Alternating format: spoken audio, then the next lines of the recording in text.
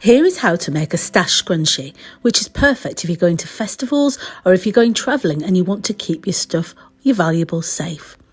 Things such as cash, keys or even tiny bottles of alcohol. You're going to need a piece of fabric that's 6 inches by 22 inches, a 5-inch zipper, 7 inches of elastic, scissors, pins and a sewing machine. Place your fabric right side up and then place 1/2 of your zipper right side down upon it and pin this into place. I place my zip about halfway along the long edge and then I sew as close as I can to those zipper feet. You'll more than likely need a zipper foot to do this.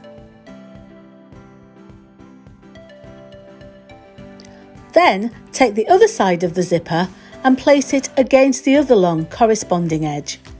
Again, pin this into place and again sew as close as you can to those zipper feet using a zipper foot. So now your zipper's placed into the right spot, but now you need to sew together the long edges of the fabric. So place the long edges of the fabric right sides together, and this time you're going to sew from a point around 2 inches from the end of the fabric to just under the edge of the zipper. And you're going to do this for both ends of the fabric.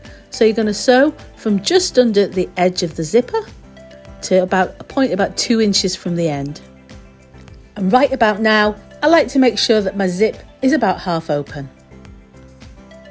So again, so that you can see there's a flappy bit at the end, then my stitching goes to just under where the zip starts.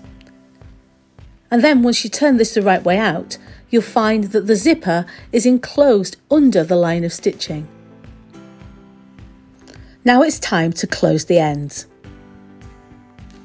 So you take the 2 loose flappy ends and place them right sides together and pin these into place. Then you need to take them back to your machine and sew a 1 centimetre seam allowance or a 1/2 inch seam allowance just across the top of those there.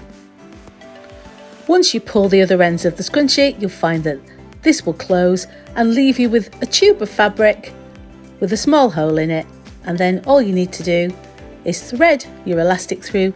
I like to use a safety pin, and once you get the elastic back to the other side, you need to just sew the ends of that elastic together, and then all that remains is to close the gap that you left earlier. So I just like to do a line of top stitching just to close this gap, and your stash scrunchies are finished.